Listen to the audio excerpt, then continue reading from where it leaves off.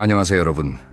오늘도 이렇게 귀한 시간 내어 찾아와 주셔서 정말 감사합니다. 제가 오늘 들려드릴 이야기는 어쩌면 여러분의 남은 인생을 완전히 바꿔놓을지도 모르는 아주 중요한 이야기입니다. 그러니 잠시 하시던 일 멈추시고 따뜻한 차 한 잔 드시면서 편안하게 들어주시면 좋겠습니다. 제가 얼마 전에 아주 마음 아픈 이야기를 하나 들었습니다.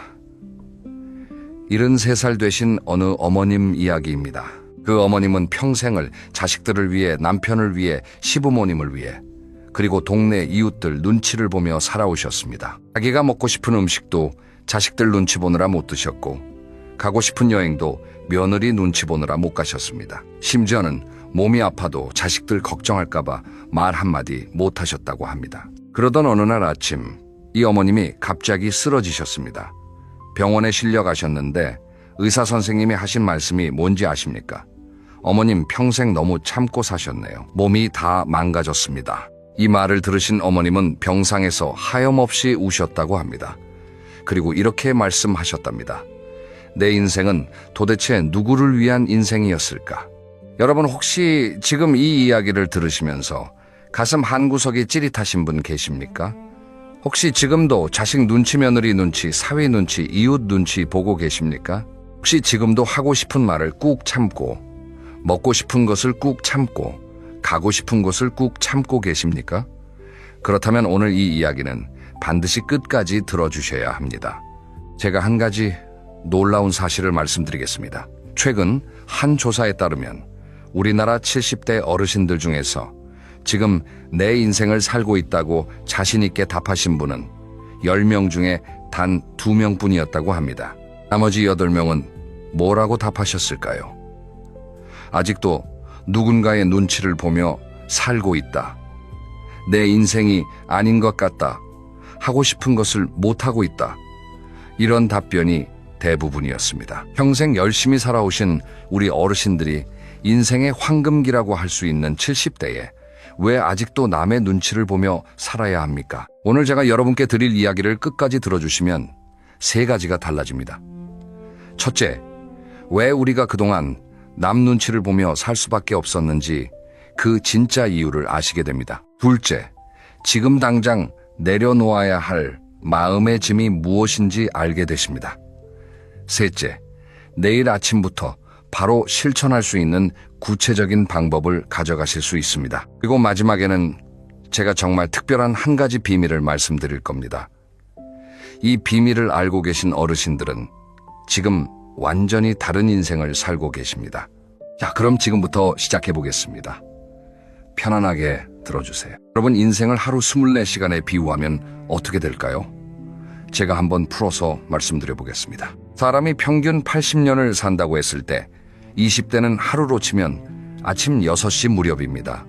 이제 막 하루를 시작하는 시간이지요. 30대는 오전 9시 한창 일할 시간입니다. 40대는 낮 12시 정오에 해당합니다. 50대는 오후 3시 하루 중 가장 바쁜 시간이지요. 그럼 60대는 언제일까요? 오후 5시 무렵입니다. 그리고 70대는 오후 7시 무렵이 됩니다. 여러분, 오후 7시가 어떤 시간입니까? 하루 일을 다 마치고 이제 저녁을 먹으며 나만의 시간을 가질 수 있는 시간 아닙니까? 하루 종일 가족을 위해, 직장을 위해, 사회를 위해 애쓰셨으니 이제는 내 시간을 즐길 때가 아니겠습니까? 그런데 우리 어르신들 중에는 아직도 오전 9시처럼, 정오처럼 다른 사람들을 위해 뛰어다니고 계신 분들이 많습니다. 이게 과연 맞는 걸까요? 제가 아는 어느 할아버님 이야기를 들려드리겠습니다. 이분은 올해 75 되셨는데 평생을 가족을 위해 희생하며 사셨습니다. 젊은 시절에는 부모님 모시느라 결혼해서는 자식들 키우느라, 자식들 다 키우고 나서는 손주들 봐주느라 정신없이 사셨지요. 그런데 어느 날 이분이 저에게 이런 말씀을 하셨습니다. 내가 여태까지 살면서 정말로 나를 위해 쓴 시간이 얼마나 될까 생각해 봤는데 손에 꼽을 정도더라고. 그게 너무 서글프더라고. 여러분, 이 말씀 들으시면서 어떤 생각이 드십니까? 혹시 나도 그런데 하고 고개 끄덕이지 않으셨나요? 우리는 왜 이렇게 살아왔을까요? 왜 우리는 남을 위해서는 모든 것을 바치면서 정작 나 자신을 위해서는 아무것도 하지 못했을까요? 그 이유는 우리가 살아온 시대와 문화에 있습니다. 우리 세대는 나보다는 우리를 먼저 생각하라고 배웠습니다. 내가 하고 싶은 것보다 가족이 원하는 것을 먼저 하라고 배웠습니다. 내 감정보다 남의 감정을 먼저 살피라고 배웠습니다. 그게 미덕이고 그게 성숙한 어른이라고 배웠지요. 물론 그 가르침이 완전히 틀린 것은 아닙니다. 덕분에 우리는 따뜻한 정을 나누며 살 수 있었고 가족과 공동체를 지킬 수 있었습니다. 하지만 문제는 그 가르침이 너무 한쪽으로만 치우쳐 있었다는 것입니다. 남을 배려하는 법은 배웠지만 나 자신을 사랑하는 법은 배우지 못했습니다. 남에게 베푸는 법은 배웠지만 나에게 주는 법은 배우지 못했습니다. 남의 마음을 헤아리는 법은 배웠지만 내 마음을 지키는 법은 배우지 못했습니다. 그 결과가 바로 지금 우리 어르신들의 모습입니다. 여러분, 제가 여기서 한 가지 질문을 드리고 싶습니다. 천천히 생각해 보시고 답해 주세요. 당신의 인생은 과연 누구의 것입니까? 자식의 것입니까? 배우자의 것입니까? 부모님의 것입니까? 이웃의 것입니까? 아닙니다. 여러분의 인생은 오직 여러분의 것입니다. 이 단순한 진실을 우리는 너무 오랫동안 잊고 살았습니다. 70대는 인생의 마지막이 아닙니다. 70대는 새로운 시작입니다. 자식들도 다 컸고 부모님도 대부분 돌아가셨고 직장도 은퇴하셨지요. 이제 처음으로 나만을 위해 살 수 있는 시간이 찾아온 겁니다. 이 귀한 시간을 또다시 남의 눈치를 보며 허비하신다면 정말 아깝지 않겠습니까? 제가 아는 어느 할머님은 72살에 처음으로 그림을 배우기 시작하셨습니다. 처음에 자식들이 뭐라고 했는지 아십니까? 엄마, 그 나이에 무슨 그림이에요? 돈 아깝게 왜 그래요? 그냥 집에서 손주나 봐주세요. 예전 같았으면 그 말에 주눅 들어서 그림 배우는 것을 포기하셨을 겁니다. 하지만 이 할머님은 달랐습니다. 이렇게 말씀하셨답니다. 내 돈, 내 시간 내가 쓰는 건데 왜 너희가 뭐라고 해? 나는 내 인생 살 거야. 그리고 지금 이 할머님은 어떻게 되셨을까요? 3년째 그림을 그리고 계시고 작은 전시회도 여셨습니다. 자식들도 이제는 엄마를 자랑스러워합니다. 우리 엄마가 화가예요 라고 당당하게 말한답니다. 처음에 반대했던 자식들이 이제는 엄마의 가장 큰 팬이 되신 거지요. 여러분, 이게 무엇을 의미할까요? 내가 당당하게 내 인생을 살면 처음에는 주변에서 반대할 수 있습니다. 하지만 결국에는 모두가 나를 인정하고 존중하게 된다는 겁니다. 남 눈치를 보며 살면 오히려 무시당하지만 당당하게 내 길을 가면 존중받게 된다는 것. 이것이 인생의 진리입니다. 자, 그럼 이제부터는 조금 더 구체적인 이야기를 해보겠습니다. 우리가 평생 남 눈치를 보며 살아오면서 마음속에 어떤 상처들이 쌓였는지 그 상처들을 하나하나 들여다볼 겁니다. 왜냐하면 상처를 제대로 봐야 치유할 수 있기 때문입니다. 첫 번째 상처는 바로 하고 싶은 말을 삼킨 상처입니다. 여러분 살아오시면서 정말 하고 싶었던 말을 꾹 참았던 적이 얼마나 많으십니까? 며느리가 서운하게 해도 우리 아들 힘들까봐 참으셨지요. 남편이 속상하게 해도 자식들 앞에서 큰 소리 내면 안 되지 하고 참으셨지요. 친구가 무례하게 해도 오래된 사이니까 하고 참으셨지요. 그런데 여러분, 그렇게 삼킨 말들이 다 어디로 갔을까요? 없어진 게 아닙니다. 여러분, 가슴 속에, 마음 속에, 그리고 몸 속에 차곡차곡 쌓였습니다. 그게 바로 우리 어르신들이 자주 겪으시는 가슴 답답함, 소화불량 불면증의 진짜 원인일 수 있습니다. 한의학에서는 이런 것을 화병이라고 부르지요. 제가 아는 어느 할머님은 평생 시어머니에게 한마디도 못하고 사셨습니다. 시어머니가 돌아가시고 나서야 울면서 그러시더랍니다. 내가 한 번만이라도 어머니, 저도 사람이에요 라고 말했더라면. 이 말씀을 들으면서 저도 울컥했습니다. 두 번째 상처는 가고 싶은 길을 포기한 상처입니다. 여러분, 젊은 시절에 꿈이 있으셨지요? 하고 싶은 일이 있으셨지요? 가고 싶은 곳이 있으셨지요? 하지만 가족을 위해, 생계를 위해, 의무를 위해 그 꿈을 접으셔야 했습니다. 어느 할아버님은 젊은 시절부터 바다를 너무 좋아하셨답니다. 배를 타고 세계를 돌아다니는 게 꿈이었대요. 하지만 장남이라는 이유로, 가족을 부양해야 한다는 이유로 그 꿈을 접으셨습니다. 평생 공장에서 일하시다가 은퇴하셨는데 이제 70이 넘으니까 배 타러 갈 힘도 없다고 하시며 우시더랍니다. 얼마나 가슴 아픈 일입니까? 세 번째 상처는 입고 싶은 옷을 못 입은 상처입니다. 사소해 보이지만 이게 정말 큰 상처입니다. 예쁜 옷, 화려한 옷, 젊어 보이는 옷을 입고 싶어도 이 나이에 무슨 남들이 뭐라고 할까? 자식들이 창피해할까? 이런 생각 때문에 못 입으셨지요. 옷이라는 게 그저 몸을 가리는 게 아닙니다. 내가 누구인지, 내가 어떤 사람인지 표현하는 수단입니다. 네 번째 상처는 만나고 싶은 사람을 못 만난 상처입니다.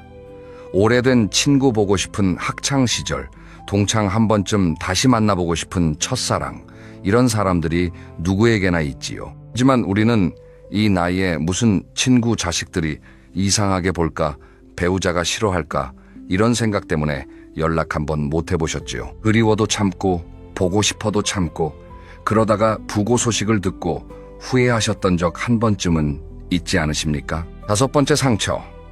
이게 가장 깊은 상처입니다. 바로 진짜 나를 잃어버린 상처입니다. 여러분, 지금 거울을 보시면 누가 보이십니까?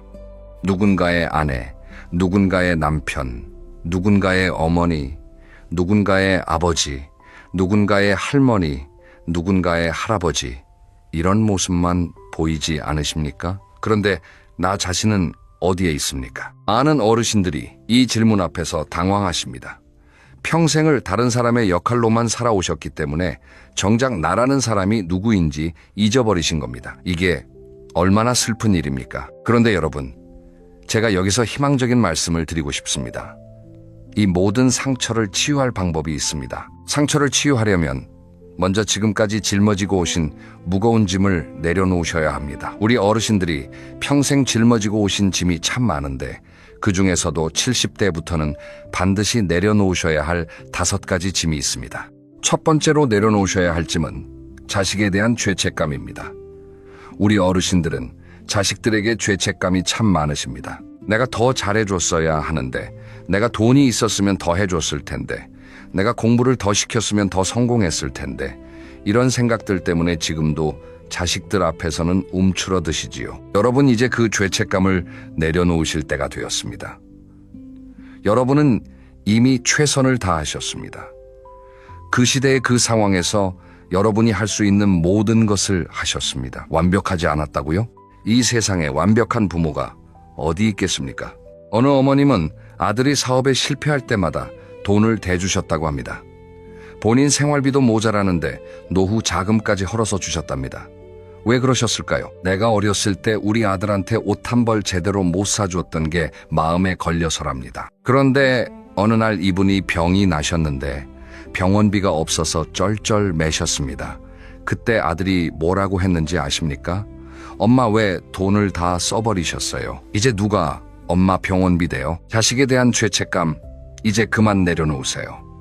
여러분의 노후는 여러분이 지키셔야 합니다. 여러분이 건강하고 여유 있게 사시는 것이 오히려 자식들에게 가장 큰 선물이 됩니다. 두 번째로 내려놓으셔야 할 짐은 이웃의 시선입니다. 남들이 뭐라고 할까? 동네 사람들이 어떻게 생각할까? 친척들이 수군거리면 어떡하지? 이런 걱정 이제 그만하셔도 됩니다. 여러분, 솔직히 말씀드려도 될까요? 남들은 여러분 생각만큼 여러분에게 관심이 없습니다. 사람들은 다들 자기 인생 살기 바쁩니다. 여러분이 무슨 옷을 입든 무슨 음식을 먹든 어디를 가든 하루만 지나면 다 잊어버립니다. 이제는 남들이 뭐라고 하든 내가 좋으면 그만이라는 마음을 가지셔야 합니다. 세 번째로 내려놓으셔야 할 짐은 과거의 체면입니다. 우리 세대는 체면을 정말 중요하게 생각했지요. 내가 왕년에 어땠는데, 내가 한때 어떤 자리에 있었는데, 이런 생각 때문에 지금 이 나이에도 자존심 때문에 힘들어하시는 분들이 많습니다. 모르는 것을 물어보지 못하시고 도움이 필요해도 요청하지 못하시지요. 그런데 여러분, 진짜 체면이 뭔지 아십니까? 모르는 것을 아는 척하는 게 체면이 아닙니다. 모르면 배우고 필요하면 도움 요청하고 잘못했으면 사과하는 것, 그게 진짜 어른의 체면입니다. 과거의 체면 이제 내려놓으세요. 그 체면이 여러분의 인생을 가두고 있습니다. 네 번째로 내려놓으셔야 할 짐은 완벽한 부모, 완벽한 배우자라는 환상입니다. 세상에 완벽한 사람은 없습니다. 완벽한 부모도 없고 완벽한 배우자도 없습니다. 그런데 우리는 스스로에게 너무 높은 기준을 강요하며 살아왔습니다. 이제는 그 환상을 내려놓으세요. 여러분은 그냥 사람입니다. 완벽하지 않아도 괜찮습니다. 여러분은 그 자체로 충분히 소중합니다. 다섯 번째, 그리고 가장 중요한 짐이 있습니다. 바로 내가 참으면 된다는 착각입니다. 많은 어르신들이 이렇게 생각하십니다. 내가 한 번만 참으면 집안이 편해. 내가 한 번만 참으면 자식들이 행복해. 정말로 그럴까요? 제가 한 가지 진실을 말씀드리겠습니다. 여러분이 참는다고 해서 모두가 행복해지지 않습니다. 혼자 참아서 만드는 평화는 가짜 평화입니다. 제가 한 분을 소개해드리고 싶습니다. 75세의 인생에서 처음으로 혼자 여행을 떠나신 어머님 이야기입니다. 이분은 평생 혼자 여행이라는 것을 해본 적이 없으셨답니다. 그러다가 75되시던 해 어느 날 문득 이런 생각이 드셨답니다. 내가 이대로 죽으면 너무 억울하지 않을까. 그래서 용기를 내셨습니다. 자식들에게도 알리지 않고 혼자 기차표를 끊으셨습니다. 젊은 시절에 남편과 신혼여행 계획을 세웠다가 시어머니 병원 때문에 못 갔던 그 바닷가로 가셨답니다. 50년 동안 마음에 품고만 있던 그곳에 드디어 혼자서 가신 겁니다. 바닷가에 도착해서 바다를 보시는데 눈물이 펑펑 쏟아지셨답니다. 슬퍼서가 아니라 너무 행복해서, 그리고 너무 자유로워서요. 그리고 이렇게 생각하셨답니다. 이 좋은 것을 왜 그동안 못했을까? 왜 이 나이까지 참기만 했을까? 여러분, 이 어머님의 이야기가 특별한 이야기일까요? 아닙니다. 이건 누구나 할 수 있는 이야기입니다. 용기를 내기만 하면 됩니다. 그 무거운 짐들을 내려놓기만 하면 됩니다. 그럼 이제 짐을 내려놓으셨다면 다음은 어떻게 해야 할까요? 새로운 습관을 만드셔야 합니다. 당당하게 사시는 어르신들에게는 공통된 7가지 습관이 있습니다. 지금부터 하나씩 말씀드릴 테니 내일부터 하나라도 실천해 보시길 바랍니다. 첫째, 아침에 거울 보며 자기 자신에게 인사하기입니다.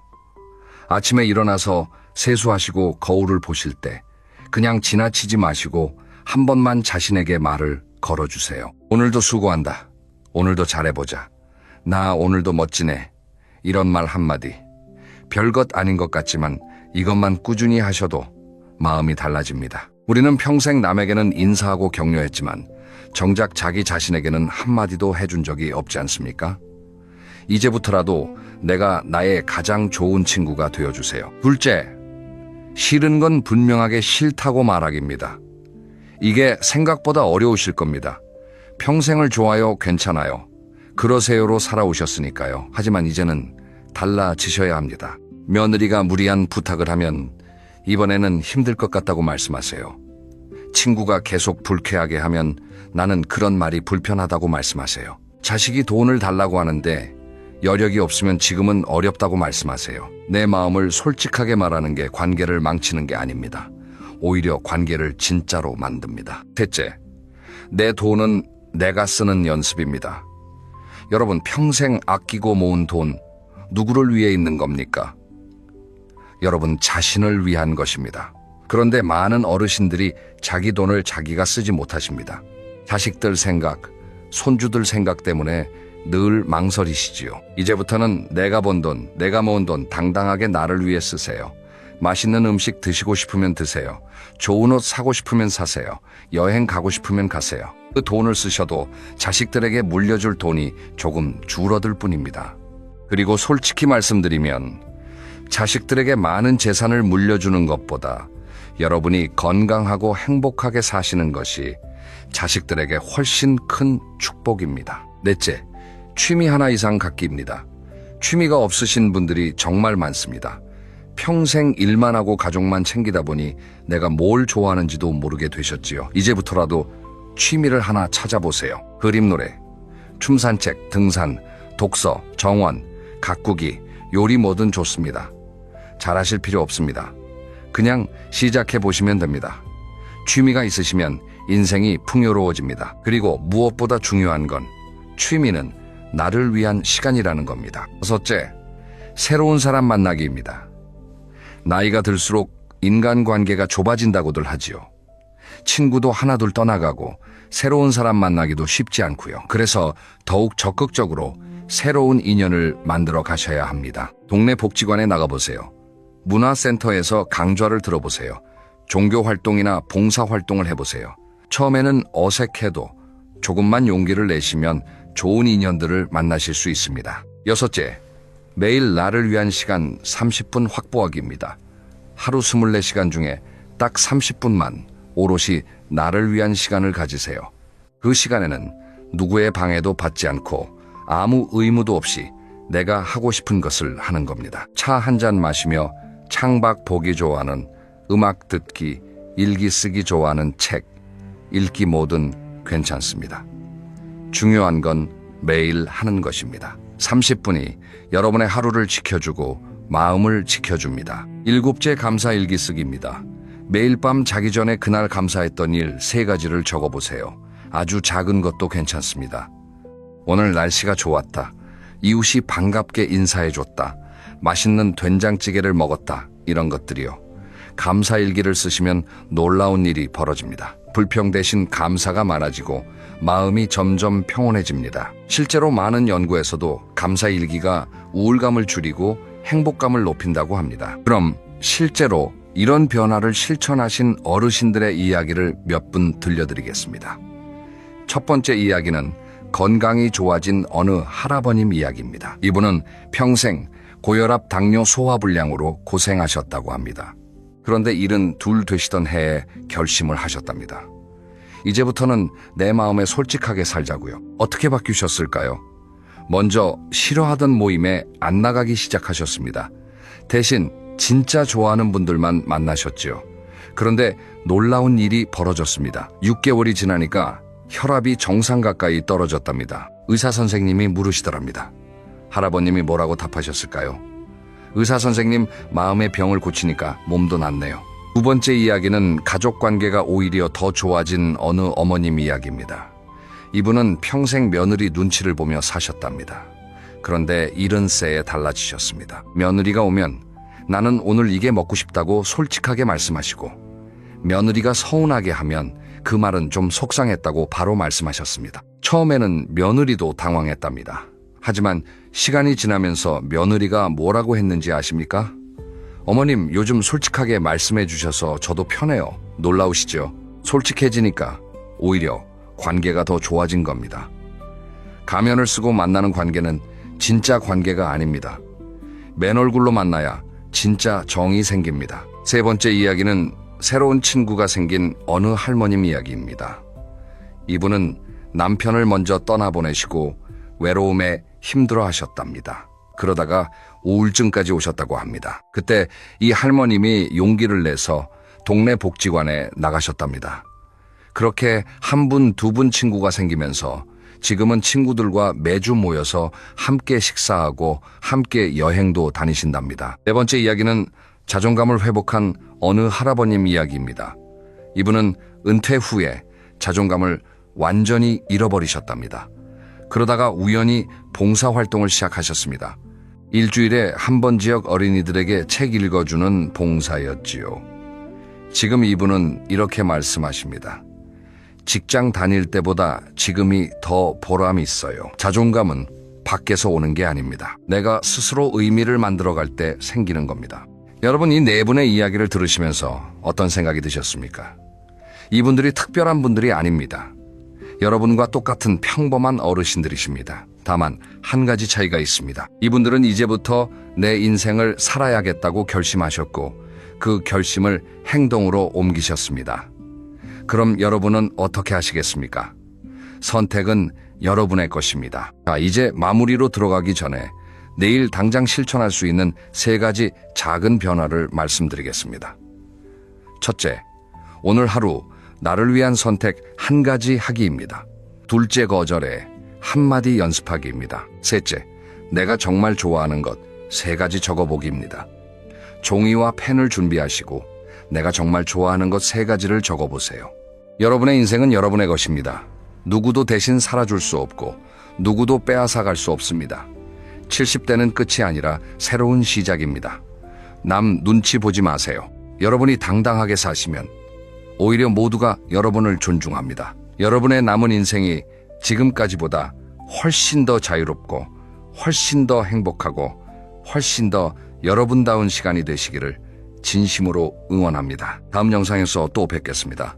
안녕히 계세요. 안녕하세요, 여러분.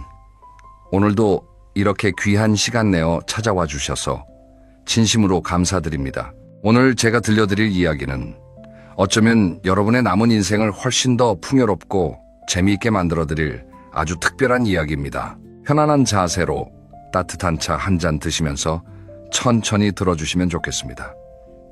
제가 얼마 전에 두 분의 어르신 이야기를 나란히 들었습니다. 이 두 분의 이야기가 너무 대조적이어서 한참을 생각하게 되었죠. 오늘 이야기의 시작으로 이 두 분의 이야기를 먼저 들려드리고 싶습니다. 첫 번째 이야기는 70살 되신 어느 어머님 이야기입니다. 이분은 지난달에 50년 지기 친구들과의 모임에 다녀오셨답니다. 젊은 시절 고등학교 동창생들이니까 그야말로 평생의 친구들이지요.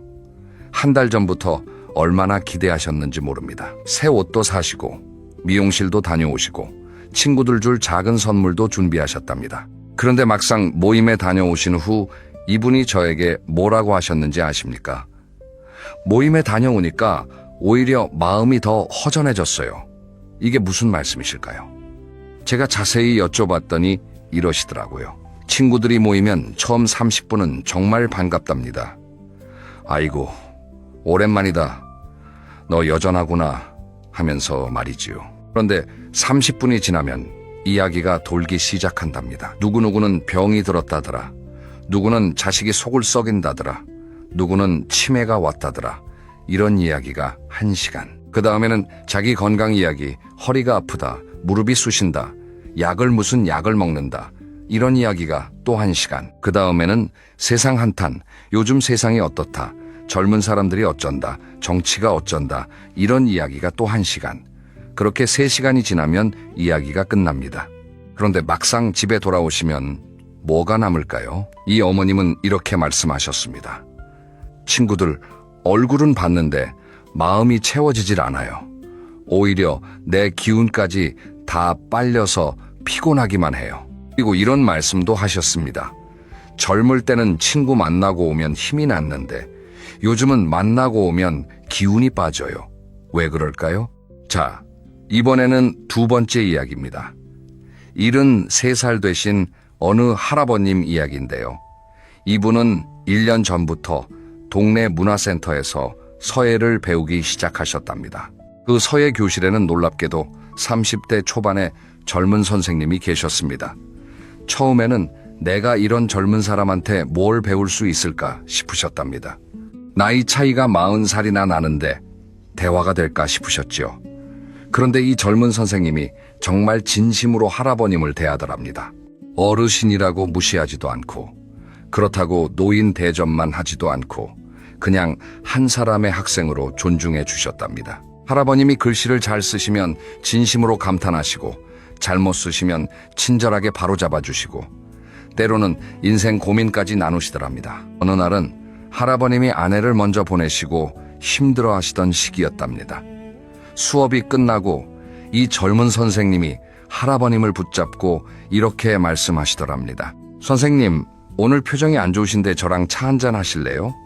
그래서 두 분이 카페에 가서 2시간을 이야기하셨답니다. 할아버님이 그동안 자식들에게도 말 못했던 외로움을 이 젊은 선생님에게 다 털어놓으셨답니다. 그리고 그 젊은 선생님이 뭐라고 하셨을까요? 해결책을 제시한 게 아니라 그저 이렇게 말하더랍니다. 선생님, 정말 힘드셨겠어요. 그리고 선생님이 그렇게 긴 세월을 견뎌오신 게 정말 대단하세요. 할아버님은 이 말 한마디에 눈물이 터지셨답니다. 60평생 살아오시면서 누구에게서도 대단하다는 말을 들어본 적이 없으셨다고 합니다. 그 이후로 이 두 분은 진짜 친구가 되셨답니다. 선생님과 학생 사이를 넘어 나이 차이를 뛰어넘는 진짜 친구요. 지금 이 할아버님이 뭐라고 하시는지 아십니까? 내 인생에서 가장 마음 통하는 친구가 생겼어요. 그 친구 덕분에 살아갈 이유가 생겼어요. 여러분, 이 두 분의 이야기를 들으시면서 어떤 생각이 드십니까? 50년 지기 친구들과 만나고 공허해지신 분이 있고 40살 어린 젊은이와 만나서 인생이 살아나신 분이 계십니다. 도대체 왜 이런 차이가 날까요? 여기서 제가 여러분께 한 가지 질문을 드리고 싶습니다. 지금 여러분의 가장 친한 친구는 몇 살이십니까? 혹시 모두가 비슷한 나이대이신가요? 잠깐만 생각해 보세요. 만약 여러분 주변의 친구들이 모두 70대, 80대 뿐이시라면 오늘 이 이야기는 정말 끝까지 들으셔야 합니다. 물론 오래된 친구가 나쁘다는 이야기가 절대 아닙니다. 오래된 친구는 오래된 친구만의 소중함이 있습니다. 그 가치는 그 무엇과도 바꿀 수 없지요. 하지만 오래된 친구만으로는 채워지지 않는 어떤 빈자리가 있다는 이야기입니다. 그 빈자리를 채워줄 수 있는 존재가 바로 말통하는 젊은 친구입니다. 오늘 이 이야기를 끝까지 들어주시면 세 가지가 달라집니다. 첫째, 왜 오래된 친구와의 만남이 점점 공허해지는지 그 진짜 이유를 아시게 됩니다. 둘째, 나이 차이를 뛰어넘는 관계가 주는 놀라운 선물이 무엇인지 알게 되십니다. 셋째, 당장 어디서 어떻게 젊은 친구를 만날 수 있는지 구체적인 방법을 가져가실 수 있습니다. 그리고 마지막에는 제가 정말 중요한 비밀을 말씀드릴 겁니다. 이 비밀을 알고 계신 어르신들은 지금 나이 차이를 뛰어넘는 풍요로운 관계를 누리고 계십니다. 자, 그럼 지금부터 시작해 보겠습니다. 천천히 편안하게 들어주세요. 먼저 우리가 정직하게 마주해야 할 진실 하나가 있습니다. 왜 나이가 들수록 오래된 친구와의 만남이 점점 공허해질까요? 이 질문을 피하지 말고 함께 생각해 봅시다. 사람의 인생을 사계절에 비유해 보겠습니다. 20대와 30대는 봄과 여름입니다. 꿈도 많고 에너지도 넘치고 앞날에 대한 기대로 가득한 시기지요. 이 시기의 친구들은 함께 꿈을 나누고 함께 도전하고 함께 성장합니다. 40대와 50대는 늦여름에서 초가을로 넘어가는 시기입니다. 자리를 잡고 가족을 책임지고 사회에서 역할을 다하는 시기지요. 이 시기의 친구들은 함께 살아가는 동지 같은 존재입니다. 그럼 60대, 70대, 80대는 어떤 시기일까요? 늦가을과 겨울입니다. 이 시기에는 인생의 많은 것들이 달라집니다. 직장에서 은퇴하고 자식들은 독립하고 건강은 예전 같지 않고 주변에서 친구들이 하나둘 세상을 떠나기도 합니다. 이 시기의 친구 관계는 어떨까요? 문제는 바로 여기서 시작됩니다. 젊은 시절에 사귄 친구들은 대부분 비슷한 연령대이기 때문에 다들 인생의 같은 계절을 살고 있습니다. 모두가 늦가을과 겨울을 지나고 있는 겁니다. 다들 비슷한 어려움을 겪고 비슷한 걱정을 하고 비슷한 한계를 느낍니다. 그러다 보니 만나면 어떤 이야기가 오갈까요? 제가 오래된 친구 모임에서 반복되는 5가지 이야기 패턴을 말씀드리겠습니다. 여러분도 한번 떠올려 보세요. 첫 번째 패턴은 과거 이야기입니다. 옛날에 우리 그랬지. 너 그때 기억나? 학창 시절 그 선생님 말이야. 이런 이야기가 대부분을 차지합니다. 추억을 나누는 건 좋은 일입니다. 하지만 30년 전, 40년 전, 50년 전 이야기만 반복하다 보면 현재는 어디로 갔을까요? 지금 이 순간의 나, 지금 이 순간에 네가 없어지는 겁니다. 두 번째 패턴은 건강 이야기입니다. 나는 허리가 아파. 나는 당뇨야. 무슨 약을 먹어야 하는데 병원 어디가 좋대. 이런 이야기가 끝없이 이어집니다. 서로의 건강을 걱정하는 건 당연하고 좋은 일입니다. 하지만 만남의 대부분이 건강 이야기로 채워지면 어떻게 될까요? 만나고 돌아오는 길에 마음까지 병원 대기실에 앉아있는 기분이 듭니다. 세 번째 패턴은 자식과 손주 자랑이나 걱정입니다. 우리 아들은 이번에 승진했어. 우리 며느리가 이번에 어쩌고. 우리 손주가 저쩌고. 이런 이야기가 돌아갑니다. 서로 자랑하고 걱정하는 것 자체는 나쁘지 않지만 문제는 이 자리에 나 자신이 없다는 겁니다. 모두가 누군가의 엄마, 누군가의 할머니, 누군가의 아버지로만 존재하고 정작 한 사람의 인간으로는 없어지는 겁니다. 네 번째 패턴은 불평과 불만입니다. 요즘 며느리는 어떻고, 요즘 젊은 애들은 어떻고, 요즘 세상은 어떻고, 이런 이야기들이지요. 한 사람이 시작하면 다들 거기에 동조하면서 불만이 점점 커집니다. 이런 대화를 한두 시간 하고 나면 기분이 어떨까요? 마음이 무거워지고 세상이 더 싫어집니다. 다섯 번째 패턴은 세상 한탄입니다. 요즘 뉴스 봤어? 세상이 왜 이 모양이냐? 이 나라가 어떻게 될지 걱정이다. 우리 세대만 고생했지. 이런 이야기가 이어집니다. 세상 돌아가는 일을 나누는 건 자연스러운 일입니다. 하지만 매번 한탄으로 끝나면 기운이 빠집니다. 여러분, 이 5가지 패턴이 낯설지 않으시죠? 솔직히 어느 정도는 이런 이야기 없이 모임이 진행되기 어렵다는 것도 사실입니다. 저는 지금 이런 이야기들이 무조건 나쁘다고 말씀드리는 게 아닙니다. 문제는 만남 전체가 이 5가지 패턴으로만 채워질 때입니다. 왜 이런 현상이 생길까요? 이유는 간단합니다. 오래된 친구들끼리는 이미 서로에 대해 너무 잘 압니다. 과거를 공유하고 있기 때문에 자꾸 과거 이야기로 돌아갑니다.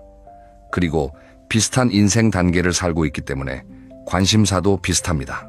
새로운 자극이 없다 보니 대화가 점점 익숙한 레퍼토리로만 흘러가는 겁니다. 한 가지 더 중요한 이유가 있습니다. 오래된 친구들은 서로의 과거 모습을 기억하고 있습니다. 그래서 가끔은 그 기억 속 모습에 서로를 가둬둡니다. 예를 들어 학창 시절에 공부 잘했던 친구는 평생 그 공부 잘했던 애로만 봅니다. 그런데 그 친구가 지금 어떤 사람인지, 지금 어떤 생각을 하는지는 잘 모릅니다. 관심도 없습니다. 그러다 보니 대화가 깊어지지 않습니다. 제가 실제로 어떤 어머님 이야기를 들려드리고 싶습니다. 71살 되신 이 어머님은 고등학교 동창회에 오랜만에 나가셨답니다. 이 어머님은 최근 3년 동안 정말 많이 달라지셨어요. 평생 집에만 계시다가 지역 도서관에서 독서 모임을 시작하셨고, 글쓰기도 배우기 시작하셨고, 심지어 작은 시를 써서 지역 문학지에 발표도 하셨답니다. 한마디로 인생의 제2막을 새롭게 여신 거지요. 그런데 동창회에 나가서 이 이야기를 꺼내셨더니 친구들이 어떻게 반응했을까요? 야, 네가 무슨 시를 써? 네가 학교 다닐 때 공부 못했잖아. 애도 아니고 이 나이에 뭔 문학이야. 그런 거에서 뭐 할래? 이런 반응이었답니다. 이 어머님은 너무 실망하셔서 집에 돌아오셔서 혼자 우셨답니다. 새로운 자기 모습을 친구들이 하나도 봐주지 않았다는 게 서러우셨던 거지요. 여러분, 이게 오래된 친구들의 한계입니다. 일부러 그런 게 아닙니다. 단지 서로를 너무 오래 알아왔기 때문에 과거의 모습에 서로를 가두어 두는 겁니다. 새로운 나를 봐주지 않고 어제의 나로만 대해주는 거지요. 그렇기 때문에 우리에게는 새로운 관계가 필요합니다. 나의 과거를 모르는 사람, 나를 백지 상태로 바라봐주는 사람, 지금 이 순간의 나를 있는 그대로 인정해주는 사람 말입니다. 그리고 그런 사람이 바로 말이 통하는 젊은 친구일 수 있습니다. 하지만 오해하지 마세요. 저는 지금 오래된 친구가 필요 없다는 이야기를 드리는 게 아닙니다. 오래된 친구는 오래된 친구만의 소중한 가치가 있습니다. 이제 그 이야기를 해보겠습니다. 오래된 친구가 주는 4가지 선물이 있습니다. 이건 그 어떤 새 친구도 대신할 수 없는 귀한 것들입니다. 첫 번째 선물은 추억의 공유입니다. 오래된 친구와는 함께 웃고 울었던 시간이 있습니다. 학창 시절의 기억, 젊은 시절의 추억, 힘들었던 시기를 함께 건너온 경험. 이런 것들은 시간이 만들어준 유산입니다. 새로 사귄 친구가 아무리 좋아도 내가 17살에 어떤 아이였는지는 모릅니다. 오직 오래된 친구만이 그 시절의 나를 기억해줍니다. 두 번째 선물은 말하지 않아도 아는 편안함입니다. 오래된 친구와는 긴 설명이 필요 없습니다. 한마디만 해도 찰떡같이 알아듣습니다. 옛날 이야기 한 줄 꺼내면 바로 아, 그때 그거? 하고 공감해줍니다. 이런 편안함은 시간이 쌓여야만 생기는 것입니다. 세 번째 선물은 변함없는 믿음입니다. 몇 년을 못 만나도 전화 한 통에 어제 본 것처럼 반가운 그 느낌. 내가 어떤 모습이어도 받아들여 줄 거라는 그 믿음. 이건 세월이 보장해주는 안전망입니다. 네 번째 선물은 뿌리의 감각입니다. 오래된 친구는 내가 어디서 왔는지를 아는 사람들입니다. 내 고향, 내 가족사, 내 젊은 시절의 꿈을 아는 사람들이지요. 이들과 함께 있으면 내가 누구인지에 대한 뿌리를 느낄 수 있습니다. 이 감각은 나이가 들수록 더 소중해집니다. 자, 이렇게 오래된 친구의 소중함은 분명합니다. 그런데 이 4가지 선물만으로는 채워지지 않는 다른 영역이 있습니다. 바로 젊은 친구만이 줄 수 있는 것들입니다. 이제 그 5가지 선물을 말씀드리겠습니다. 첫째, 새로운 시각의 선물입니다. 젊은 친구와 이야기를 나누면 세상을 보는 눈이 달라집니다. 같은 뉴스를 봐도 그들은 다르게 해석하고 같은 상황도 새로운 각도에서 봅니다. 우리 세대는 살아온 경험 때문에 어느 정도 사고가 고정되어 있습니다. 그런데 젊은 친구와 대화하다 보면 저렇게도 생각할 수 있구나 하는 깨달음을 얻게 됩니다. 이게 얼마나 귀한 선물인지 모릅니다. 둘째, 젊은 에너지의 선물입니다. 젊은 사람들과 함께 있으면 괜히 기운이 납니다. 웃음이 늘어나고 말이 많아지고 걸음걸이까지 활기차지기도 합니다. 이건 단순한 기분의 문제가 아닙니다. 젊은 에너지에 노출되면 실제로 뇌가 활성화되고 몸까지 젊어진다는 연구 결과가 있습니다. 젊은 사람들과 어울리는 것 자체가 노화를 늦추는 효과가 있다는 거지요. 셋째, 배움의 기쁨의 선물입니다. 나이가 들수록 배울 기회가 줄어듭니다. 그런데 젊은 친구와 함께하면 자연스럽게 새로운 것을 배우게 됩니다. 요즘 유행하는 것들, 새로운 기술, 새로운 음악, 새로운 말투까지. 배움은 뇌를 젊게 유지하는 가장 좋은 방법입니다. 치매 예방에도 탁월한 효과가 있지요. 넷째, 디지털 세상의 문을 열어주는 선물입니다. 요즘 세상은 스마트폰과 컴퓨터 없이는 살기 어렵지요. 은행 업무도, 병원 예약도, 심지어 주민센터 서류 발급도 온라인으로 합니다. 그런데 이런 것들을 자식에게 물어보자니 미안하고 혼자 배우자니 어렵습니다. 그런데 말 통하는 젊은 친구가 있으면 이야기가 달라집니다. 편하게 물어볼 수 있고 친절하게 알려줍니다. 디지털 세상의 문이 활짝 열리는 겁니다. 다섯째, 그리고 가장 중요한 선물입니다. 바로 존재감의 회복입니다. 나이가 들면 사회에서 쓸모없는 사람이라는 느낌을 받기 쉽습니다. 은퇴하고 나면 나는 이제 뭘 하는 사람인가? 라는 질문에 답하기 어려워집니다. 그런데 젊은 친구가 여러분의 이야기에 귀 기울여주고 여러분의 경험을 소중하게 여겨주고 여러분에게서 뭔가를 배우고 싶어 할 때 그때 비로소 나도 필요한 사람이구나 하는 감각이 돌아옵니다. 이게 정말 귀한 선물입니다. 여러분, 오래된 친구의 4가지 선물과 젊은 친구의 5가지 선물을 비교해 보세요. 둘 다 필요하다는 것을 아시겠지요? 어느 쪽이 더 좋다는 이야기가 아닙니다. 양쪽이 균형을 이룰 때 가장 풍요로운 노년이 됩니다. 그렇다면 이상적인 친구 비율은 어떻게 될까요?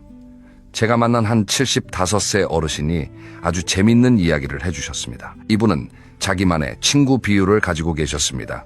오래된 친구 5명, 비슷한 나이대 새 친구 3명, 그리고 자기보다 20살 이상 어린 젊은 친구 2명, 이렇게 10명 정도의 친구를 유지하신답니다. 이분이 뭐라고 하시는지 아십니까?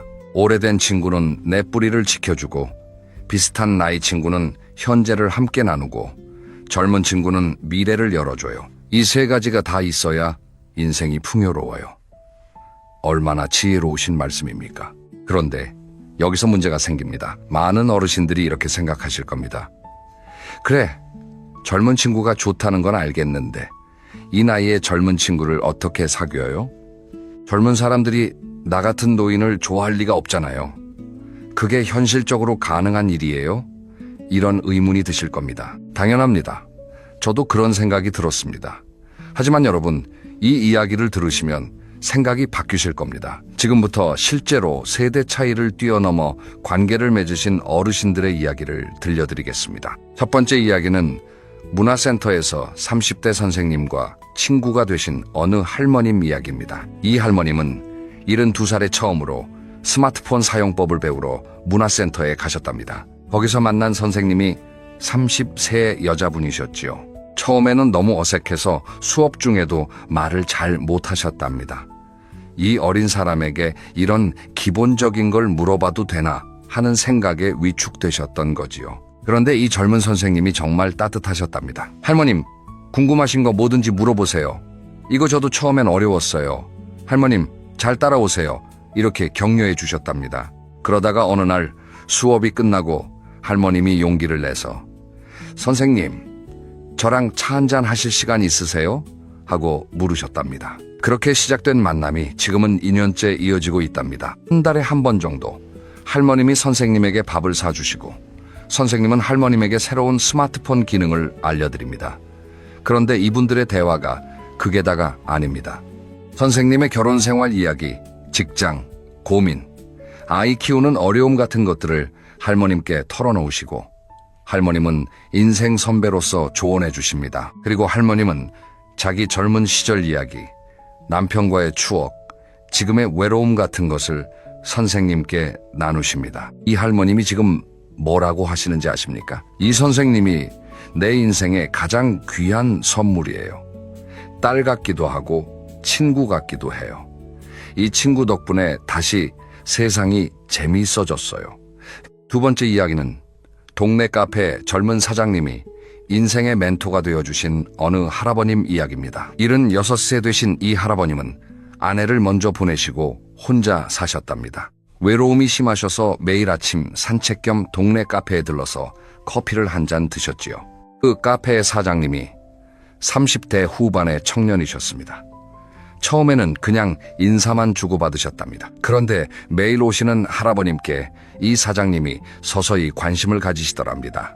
오늘도 오셨네요. 오늘 컨디션은 어떠세요? 이 원두 새로 들여왔는데 드셔보실래요?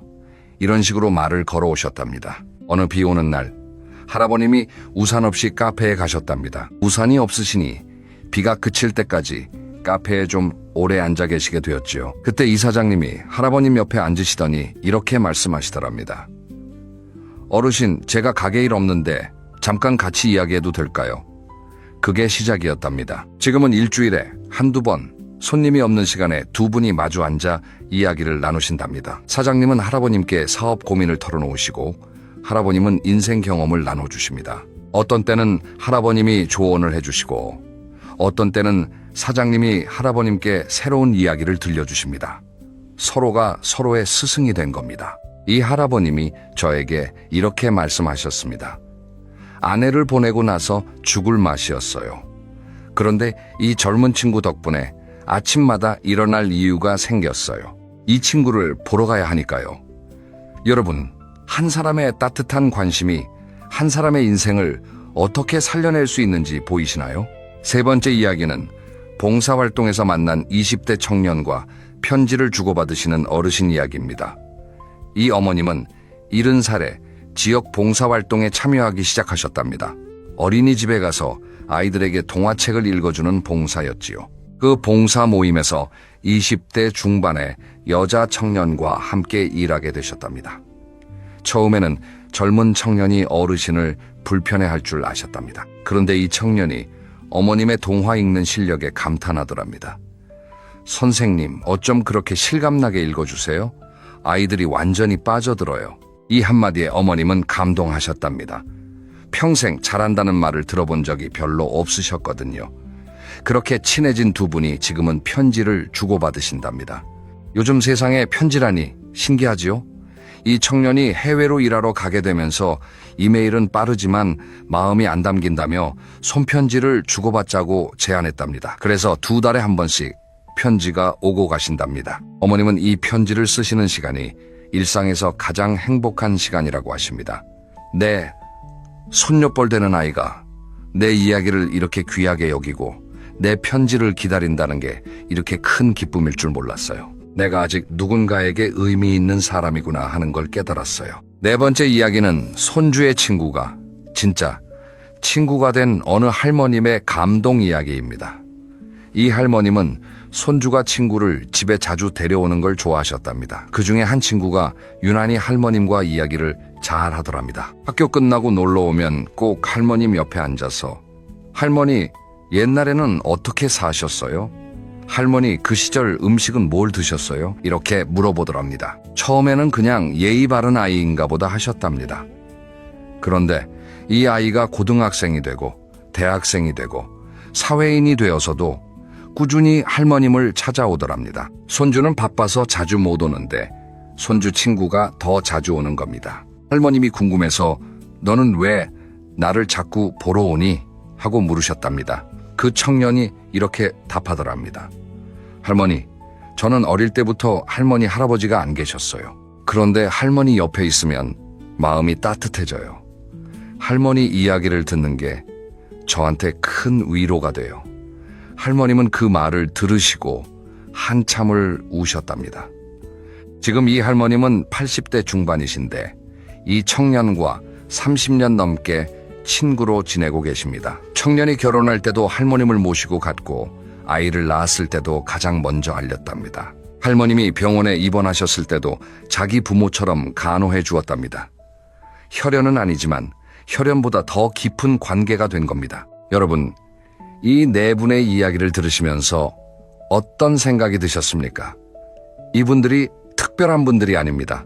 우리 주변에 있는 평범한 어르신들이십니다. 다만 이분들에게는 한 가지 공통점이 있습니다. 젊은 사람과의 관계에 마음을 여셨다는 겁니다. 나이 차이를 넘어서 한 사람 대 한 사람으로 만나셨다는 거지요. 그렇다면 여러분도 이렇게 말통하는 젊은 친구를 만날 수 있을까요? 물론입니다. 지금부터 구체적인 장소와 방법을 말씀드리겠습니다. 젊은 친구를 만날 수 있는 7가지 장소를 소개해 드리겠습니다. 이 중에서 여러분께 가장 맞는 곳을 한두 곳만 선택해 시작해 보세요. 첫째, 문화센터와 평생교육원입니다.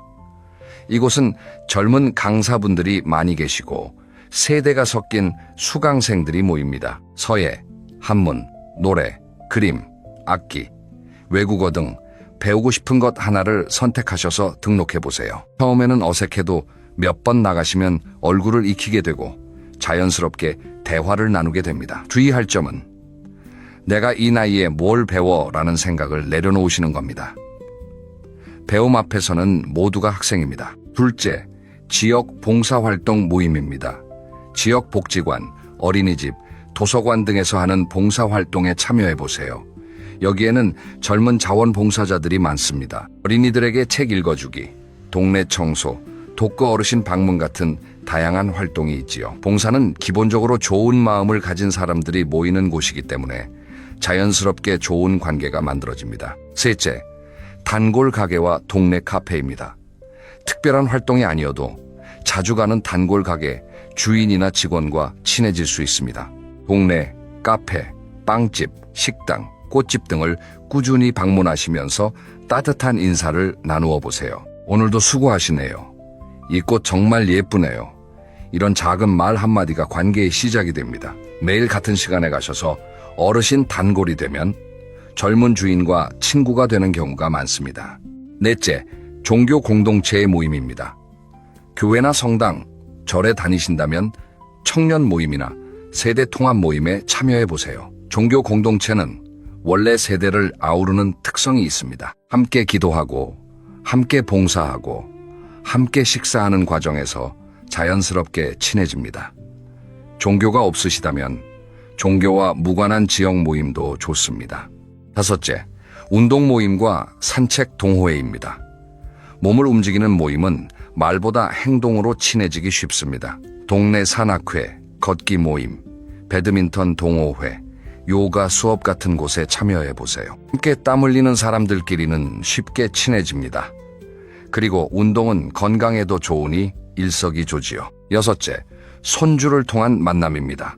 손주가 있으시다면 손주의 친구들과 자연스럽게 친해질 기회가 많습니다. 집에 놀러오는 손주 친구에게 따뜻하게 대해주시고 간식도 챙겨주시고 이야기도 나누어 보세요. 앞서 말씀드린 할머님 이야기처럼 손주 친구가 평생 친구가 되는 경우도 많습니다.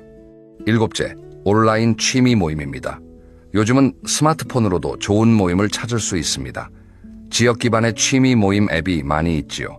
스마트폰 사용이 어려우시면 자식이나 손주 혹은 앞서 말한 문화센터 선생님에게 도움을 청해보세요. 온라인 모임은 나이 제한이 없는 경우가 많아서 다양한 세대가 섞여 있습니다. 이 7가지 중에서 딱 하나만 선택하세요. 한꺼번에 다 하려고 하시면 오히려 부담이 됩니다. 가장 편하게 느껴지는 하나를 정해서 이번 주나 다음 주에 용기를 내서 한번 방문해 보세요. 그 작은 한 걸음이 여러분의 인생을 바꿀 수 있습니다. 자, 그럼 이제 정말 중요한 이야기를 하나 해야 합니다. 장소에 가는 것도 중요하지만 거기서 젊은이들과 진짜로 친해지려면 어떻게 해야 할까요? 젊은이들이 진짜로 좋아하는 어른의 특징이 있습니다. 이 7가지만 기억하시면 됩니다. 첫째, 잔소리하지 않는 어른입니다. 젊은이들이 가장 싫어하는 것이 잔소리입니다. 요즘 젊은 애들은 왜 이래? 너희 세대는 참 어려워. 우리 때는 안 그랬는데. 이런 말은 절대 하지 마세요. 이런 말을 하는 순간 젊은이들은 마음의 문을 닫아버립니다. 대신 그렇구나. 어떤 점이 힘드니? 이렇게 물어봐 주세요. 비판 대신 관심, 평가 대신 공감입니다. 둘째, 귀 기울여 들어주는 어른입니다. 젊은이들이 이야기할 때 중간에 끼어들지 마시고 끝까지 들어주세요. 그리고 그래서 어떻게 됐어? 너는 어떤 생각이었어? 이렇게 더 물어봐 주세요. 요즘 젊은이들은 바쁜 세상에서 자기 이야기를 진심으로 들어주는 사람을 만나기 어렵습니다. 경청하는 어른은 보석 같은 존재입니다. 셋째, 가르치려 들지 않는 어른입니다. 우리는 경험이 많습니다. 그래서 젊은이의 고민을 들으면 바로 답을 주고 싶어집니다. 그건 이렇게 해야 돼. 내가 살아보니 이래 하고 말이지요. 그런데 이게 함정입니다. 젊은이들은 답을 원하는 게 아니라 공감을 원합니다.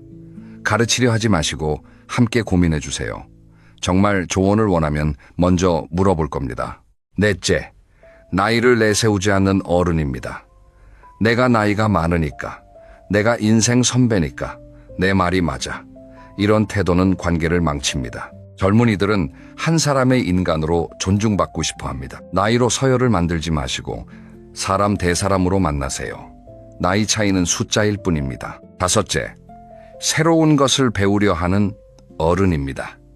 젊은이들이 감동하는 어른은 새로운 것을 배우려 하는 어른입니다. 젊은이에게 스마트폰 사용법을 배우고 요즘 유행하는 것을 물어보고 새로운 이야기에 관심을 가지세요. 나는 이미 다 안다는 태도는 치명적입니다. 배우려는 어른에게 젊은이들은 존경심을 갖게 됩니다. 여섯째, 존중하는 말투를 쓰는 어른입니다. 아무리 나이가 어려도 반말부터 쓰지 마세요. 처음 만나는 젊은이에게는 존댓말을 쓰는 게 좋습니다. 친해진 다음에는 상대방이 편하게 생각하는 호칭을 사용하시면 됩니다. 말투가 사람의 품격을 만듭니다. 존중하는 말투는 나이에 상관없이 사람을 끌어당깁니다. 일곱째, 자기 이야기만 하지 않는 어른입니다. 많은 어르신들이 젊은이를 만나면 자기 과거 이야기만 1시간씩 하십니다. 그런데 젊은이 입장에서는 이게 고역입니다. 대화는 주고받는 것입니다. 내 이야기 10분 했으면 상대방 이야기도 10분 들어야 합니다. 균형이 중요합니다. 이 7가지를 실천하시면 놀랍게도 젊은이들이 여러분을 찾아오기 시작합니다. 저 어르신은 정말 편해. 저 어르신과 이야기하면 즐거워. 이런 소문이 납니다. 그리고 진짜 친구가 되는 겁니다.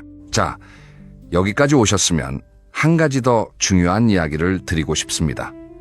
그럼 오래된 친구들은 어떻게 해야 할까요? 그들도 계속 만나고 싶은데 매번 공허한 기분이 들면 어떻게 해야 할까요? 오래된 친구와도 새롭게 만나는 3가지 지혜가 있습니다. 첫째, 과거 이야기 대신 현재 이야기를 나누세요. 오래된 친구를 만나면 자꾸 과거로 돌아가기 쉽습니다. 하지만 이번에는 의식적으로 현재 이야기를 꺼내보세요. 요즘 너 뭐해? 요즘 무슨 생각 많아? 요즘 너에게 제일 큰 기쁨이 뭐야? 이런 질문을 던져보세요. 친구들이 처음에는 어색해하겠지만 점점 현재의 자기 모습을 나누게 됩니다. 둘째, 불평 대신 꿈을 나누어 보세요. 오래된 친구들끼리는 불평이 익숙합니다. 그런데 누군가 한 사람이 용기를 내서 꿈 이야기를 꺼내면 분위기가 완전히 바뀝니다. 요즘 내가 이런 걸 배우고 싶어. 죽기 전에 한번 해보고 싶은 게 있어. 요즘 이런 생각이 들어. 이런 이야기를 꺼내보세요. 친구들도 자극을 받아서 각자의 꿈을 이야기하기 시작할 겁니다. 셋째, 모임의 방식을 바꿔보세요. 매번 같은 식당에서 밥만 먹는 대신 다른 활동을 해보세요.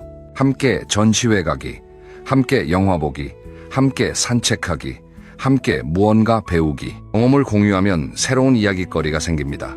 앉아서 과거 이야기만 하는 것보다 훨씬 풍요로운 만남이 됩니다. 제가 감동적인 이야기를 하나 마지막으로 들려드리겠습니다. 50년 지기 친구 5분이 함께 그림을 배우기 시작하신 이야기입니다. 이분들은 모두 70대 중반이신데 몇 년 전에 모임에서 한 분이 이렇게 제안하셨답니다. 우리 만나면 맨날 똑같은 이야기만 하는데 이제 같이 뭔가를 해볼까? 처음에는 다들 반대하셨답니다. 이 나이에 뭘 배워? 창피해서 어떻게 해? 체력이 안 돼. 이런 반응이었지요. 하지만 그 한 분이 끈질기게 설득하셔서 결국 5분이 함께 동네 그림 교실에 등록하셨답니다. 처음에는 어색하고 힘드셨답니다. 손도 떨리고 색도 잘 안 맞고 손도 삐뚤삐뚤하고요. 그런데 몇 달이 지나면서 신기한 일이 생기더랍니다. 만날 때마다 대화가 달라진 겁니다. 서로의 그림을 보면서 감상하고 새로 배운 기법을 이야기하고 다음 수업이 기대된다고 이야기하고 과거 이야기, 건강 이야기, 불평은 자연스럽게 줄어들더랍니다.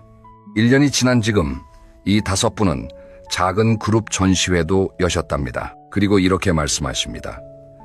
우리가 이 나이에 이런 걸 할 줄 몰랐어요. 친구 관계가 완전히 새로워졌어요. 50년 친구인데 새로 사귄 친구 같아요. 얼마나 아름다운 이야기입니까? 여러분, 이 이야기가 우리에게 무엇을 알려줄까요? 오래된 친구와의 관계도 노력하면 새롭게 만들 수 있다는 겁니다. 관계를 갱신할 수 있다는 거지요. 핵심은 용기입니다. 누군가 한 사람이 용기를 내서 제안하면 관계는 얼마든지 새로워질 수 있습니다. 이제 마무리로 들어가겠습니다. 지금까지 정말 긴 시간 제 이야기를 들어주셔서 감사합니다. 오늘 드린 이야기를 정리해드리겠습니다. 오래된 친구는 뿌리가 되어주고 젊은 친구는 미래를 열어줍니다. 어느 한쪽만 있어서는 안 됩니다. 둘 다 필요합니다. 오래된 친구와의 만남이 공허하게 느껴지는 것은 새로운 자극과 새로운 관계가 부족하기 때문입니다.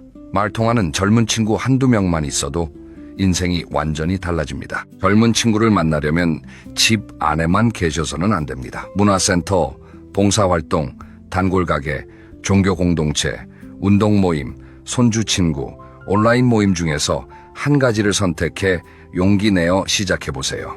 그리고 젊은이들과 만났을 때는 잔소리하지 않기, 귀 기울여 듣기, 가르치려 들지 않기, 나이 내세우지 않기, 새로운 것 배우려 하기, 존중하는 말투 쓰기, 자기 이야기만 하지 않기, 이 7가지를 꼭 기억해 주세요. 그리고 오래된 친구와의 관계도 새롭게 만들어 가세요.